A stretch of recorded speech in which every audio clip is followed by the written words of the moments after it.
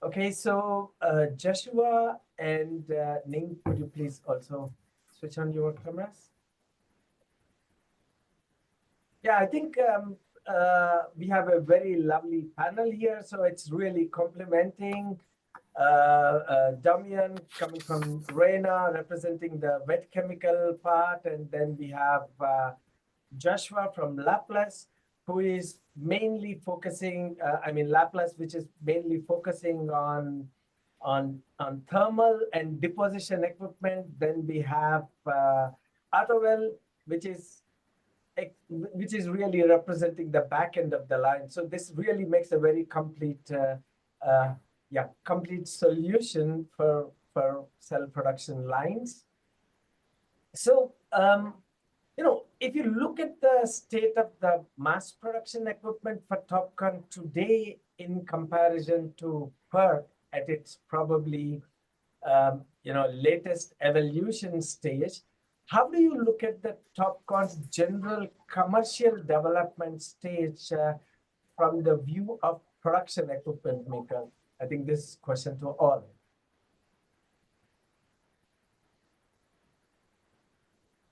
Damian, would you like to start? So for TOPCon, as mentioned, we have this 3 process step, which is of course very nice, but we with a drop in module prices, and also with the communications and feedback from customers, especially out of China, we see a strong demand for reduction of resources, especially, for example, water and energy. This is something we take very seriously. Besides just pushing the efficiency, this is of course always one of the main goals. But what we experience now with the shift to TOPCon, that yes, reduction of resources, chemistry, energy, and water. This is one of the driving forces and hot topics for us.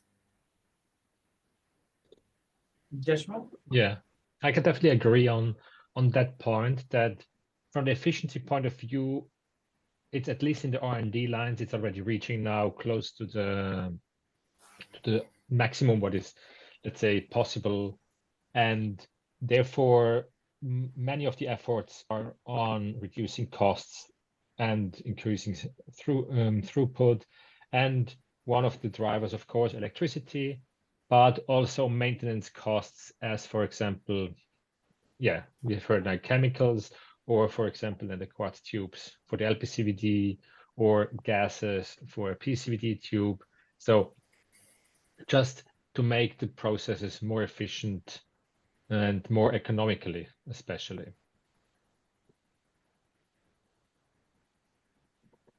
Nick, what do you think? Yeah, from our side also, the one important is not only cost, but also throughput. That's why our focus on currently now also relatively cost. If it higher throughput, we have a lower cost, of course. Also, it's one important for the product line, the yield. So if you switch from PERC to TOPCon lines, then it's one important thing we have to take care of. So now I would like to go a little bit specific questions. So let me also start with the way the process line works. So the first I will go to Damian. As you showed, like you offer products for any stop in TOPCon, and the soft damage etching, texturing, BSG, edge isolation, wraparound removal. So for our recent production equipment survey, you told us for TOPCon, SDE is either eliminated or very low, while the new texturing techniques and additives are still in the development phase. The latest and the best results were attained with very little SAW damage etch and strongly reduced KVH consumption. So has actually anything changed in this last 6 months since we talked? So you also showed a little bit, but it was difficult to measure. So what's your take on that? So what has really changed? So for TOPCon, the situation is regarding the saw damage removal, as you mentioned. I would say it's still unchanged. So some can apply a little as saw damage removal, and this works very well. There is a small trend to get completely rid of it, but this is strongly depending on the wafer incoming quality and also the VOC level you really would like to reach or are able to reach at the end. So there's still movement, let's say. This is not fixed, but the biggest movement, at least for us and our R&D team, we as shown, we like to push the limits and for the texturing itself, because the years before for PERC, it felt like it's saturated. There was one texture, one process step, and it was all optimized close to the end. You have a saturation in efficiency, and also discounts for each individual process step down the line. And now with the shift to TOPCon, new options occur, and this is this challenge that we take as RENA and our R&D department, and try to find new solutions, new adaptations for this new opportunities with ILD passivations, different diffusion schemes, and so on. So mainly the main focus and main step forward, I would say, is currently the customization of the additives, and especially for TOPCon, this is the biggest market and the biggest force behind. Okay, so when we are talking about the customization, so as you have already shown in your presentation, there are these cluster systems and inline solutions. So what is better in terms of COO, or is it just the choice of the customer, or which solution fits where? So the customization was referred to the additive for texturing. And if you know the second question is what fits best or is the best for COO, if you now want to. So the mainstream decided to go for the cluster solutions for edge isolation and polywraparound removal. We also have inline solution, but since this is not the biggest, not picked up by the market, the biggest development and the cost down route is for cluster solutions at the moment. But there are still, for the polywraparound removal, there are still options for the future to come back, especially since it's additive free, so the running costs are lower.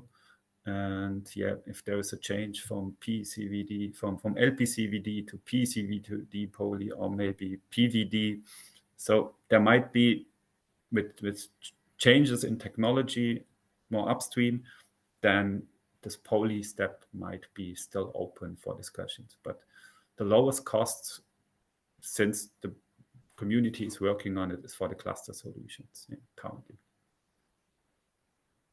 So Josua, so let's dive a little bit into the CVD. Now PECVD has also emerged as a reliable solution, as you showed, or also as some of your competitors showed on the day one of our TOPCon event. So what is still missing at PECVD, and what do you think are the distinct advantages of LPCVD in today's context? So I really think, as mentioned in my talk, that the fundamental difference in how the oxide is grown, that in the LPCVD system, it is a thermal silicon oxide, and therefore it's much easier to have a good structure and a very stable and homogeneous layer compared to in the PECVD case, where the silicon oxide layer is the most challenging one, I would say, in terms of homogeneity and thickness control and batch to batch uniformity. So what we have seen often is also on fluctuations in efficiency over batch to batch, while we see in LPCVD a much more stable and mature process at this stage.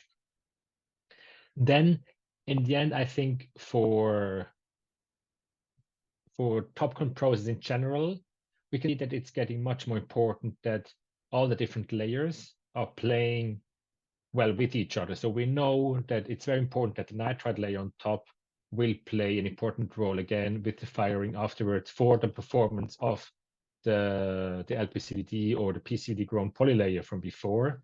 So this interchange or interplay between the different systems will make an even bigger difference now, and there to see how the PCVD layers are reacting on it, as there is, as you say, it's now the market is moving towards also PCVD as a second option, but there is so far little data now on large batches and on yields over the time. But from what we see so far in LAPLACE, I mean, we also had our PCVD option, and we can definitely see that because fundamentally the silicon oxide as a very important layer, especially for now the next designs, is crucial and is in LPCVD of a very good quality with a thermal silicon oxide. We see this as the biggest advantage of LPCVD over PCVD. And as mentioned on the cost side, we see very little chance of PCVD to be cost competitive compared to the LPCVD in the long run. Okay, so let's put it in this way. So what are the tick marks the PECVD guys have to check in so that, if they don't achieve in let's say 6 months of time, the industry would come back to LPCVD. So what do you see there? Real gaps that in 6 months, if they don't do it, probably industry has to look back. So I think so. I want to mention 2 points here. One is on the PCVD side, and that's really on the stability over long run of the process with PCVD mainly on the silicon oxide, also within batch, but also batch to batch in homogeneities. This has to be solved. And the other side is from the quartz side. We have seen that the move towards PCVD was also initiated by a quartz supply shortage. And there we can see that there was a strong movement now in the supply chain, that the quartz supply is moving up and is getting cheaper. And therefore also we can see that this the costs again. And we are, of course, currently working on the improvement of the quartz lifetimes, which is seen as a major drawback. But from how we see it currently, we see that there are now several customers trying PCVD out, but it's not yet a move away from LPCVD. So, Ning, a question to you. Autowell was well known as a leading module production equipment supplier, but what really made you to get into this back-end line business, like only screen printing? So where do you see the business synergies between a module equipment supplier, especially a leading stringer equipment supplier, to screen printer? Yeah, actually, it's an interesting question. Yeah, actually, yes. Autowell is well known for its stringers. So stringers made business at the beginning, at least. Then later we found that because screen printing also directly connected with soldering. So it's actually we also have some examples. For the future, maybe you have to have screen printer together with screen stringer. So it's one of the customer needs. So for our other equipments, actually the first two of our solar cell equipment is the furnace I just mentioned. So we have this special technology we found. Then we have a furnace. Then later we found it's also easy to expand this hydrogenation of a passivation furnace to fire furnace, so it can be integrated together. So it's give more benefit to the customer sides. So then later, I just mentioned it's in between. We missed stringers, and then we have now have stringers, furnace, and screen printer together. So that's basically it's not only from our business mode, but also from customer needs. Okay, so Joshua, you said LAPLACE was the first Chinese company to deploy the gaseous BCl3 based process, and you employ this sophisticated horizontal wafer placement that is really supports ultra thin silicon wafers. So what do you expect regarding further wafer thickness reductions, from the equipment point of view? I think this is also a question for all. Right now we have seen I think the mainstream wafer thickness is around 130 microns. So where do you see, this wafer thickness reduction is progressing from your production equipment solutions perspective? So we definitely, I mean, I'm always surprised every time when I hear it again. It's like, oh yeah, no. Now I think we should kind of have the limit. And next time when you talk about it 1 year, we're like 10, 20 microns lower again. And you're like, okay. But the automation team, of course, works hard on solutions of getting it done. I think what we can also clearly see is that it starts to be now on a let's say a bit of trade-off between you getting on the yield side, you get some sacrifices if you want to go for the really thin wafers, and then it's a choice of business more or less if you want to say you sacrifice it on the high end to say we want to have a high-end product, but we go with thinner wafers and have some more breakages or channel yield issues. But I also see that there is still room for improvement. So I don't see yet a limit reached. And every new generation of our systems can handle thinner wafers again. I see it more on the wafer size in the moment that we reach currently a bit of a stabilization that many companies have done their investments and they don't want to move now already again. Whereas on the thinner wafers, there it's as soon as it's available and as soon as we are able to go for thinner wafers, they implement it at least to test and to see what kind of yield they can achieve. But I don't see yet the bottom reached. Okay, so where it can go, you think, in 1 or 2 years? I think honestly, I would say like 80, 90 is possible. But yeah, the future has to show. Sure. So Damian, so what do you have to say from the wet chemical equipment supplier, because it's also somewhat a very harsh process on the wafers, right? Yeah. So our experience is that down to 120, 110, it's has no big impact.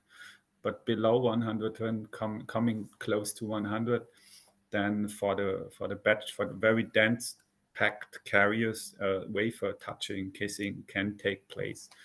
And their solutions needs to be found. A very simple solution, a pragmatic one, is to increase the distance, but again in the carrier. This is something which has been followed by some players in the field at the moment, but this is just a short-term solution and nothing we from RENA want to have there forever. So we are working on solutions to minimize this touching of the wafers from a tank design process kind of approach. to still keep it being able to keep the small distance and omitting this wafer kissing and touching. And what can be possible in future, I think this is also strongly depending on the technology applied. So at some point, if the wafer becomes too thin, you will lose efficiency, and this will nobody will take this as an option. So maybe one important field is to take care of a good optic, of a good rear side reflection. So maybe some solutions there need to be developed and put into the module design somehow. So Ning, you are also representing a part of production equipment where touching the wafer, touching the cell is almost inevitable. So where do you see the limit for the TOPCon cell thickness? Yeah, so well, from our side, it's just Damian mentioned there's other consideration, but from the printing step and firing next, we have two limits or two area we have to do more research. First one is the printing, the mechanical pressure directly on the wafer. This we have to take care. Also the loading and unloading system. And second is also for TOPCon especially, it's a high temperature process. So for firing, it's very high temperature, ramp out down, then for very fast cooling. So there's during this process, they can be very strong, like bowling also affect the breakage. So we have projects working on it to reduce the breakage from screen printer point of view, also from firing furnace. So we can, from equipment supplier, we are trying to do better from these two machines to reduce the breakage and to dealing with the very thin wafers. Okay. Actually, I have several questions. I would love to talk further, but unfortunately, we are hitting the time limit. So I would like to conclude with one question. Right now in China, everyone is really talking about this laser-enhanced contact firing. And as Marcus also mentioned his keynote, so this process has a very high potential. So my question to you three is, will this be the game changer for TOPCon to keep heterojunction away? Because I'm also hearing some theories like this, because you are also very well connected in the industry. So what do you think? Maybe I start. Yeah. It would be hard for any other technology because I expect a similar story for TOPCon as it was for PERC. So even the limits everybody is anticipating at the moment, it will continue to run, not just LICO or laser enhanced firing. There will be step by step. Each process step now has new challenges. Each company has new challenges. So everybody will work on squeezing out TOPCon till the end. So I guess this success story will take on for several years, and it will be hard for any other technology. But of course, there will be a next chapter. But we suspect, and I suspect for the next couple of years, there's plenty of room to optimize TOPCon and squeeze everything out, not just LICO. Josua?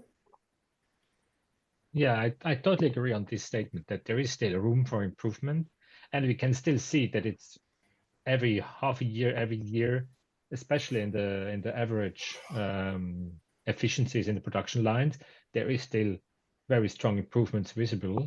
So I see LICO definitely as an interesting next step, but there are other technologies that will come to bring it further up.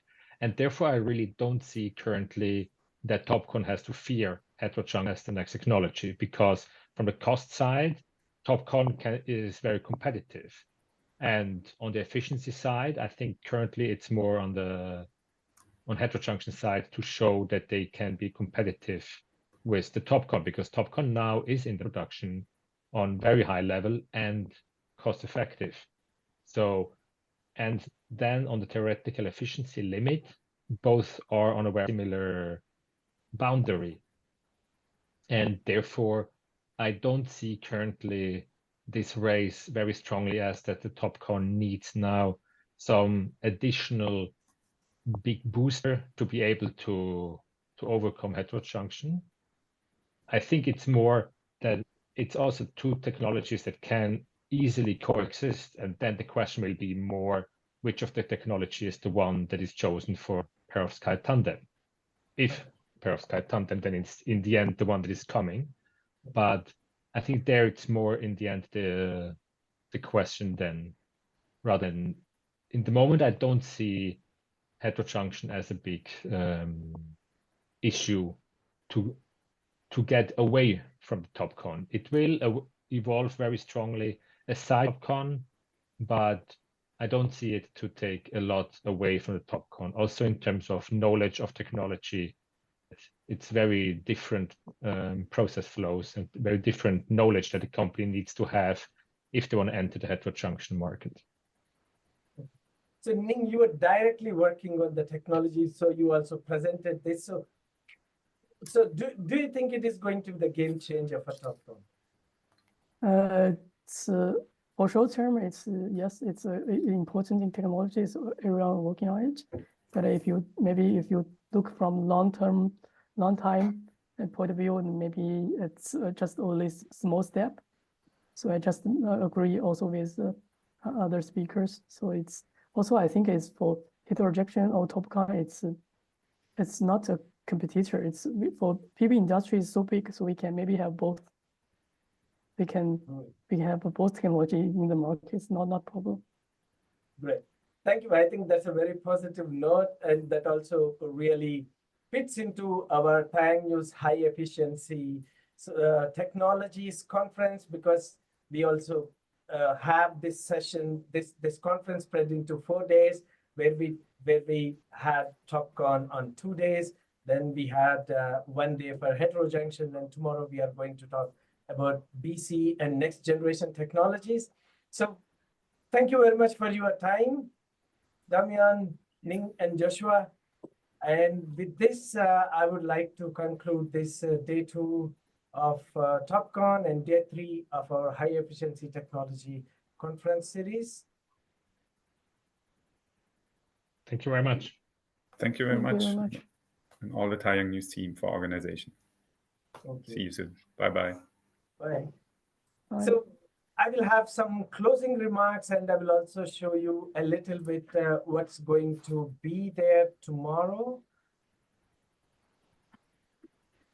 Yeah, so as usual, please also go to our website where you see several publications, our market surveys, reports on several interesting technologies. You can give your credentials and download all our reports. And please also stay tuned.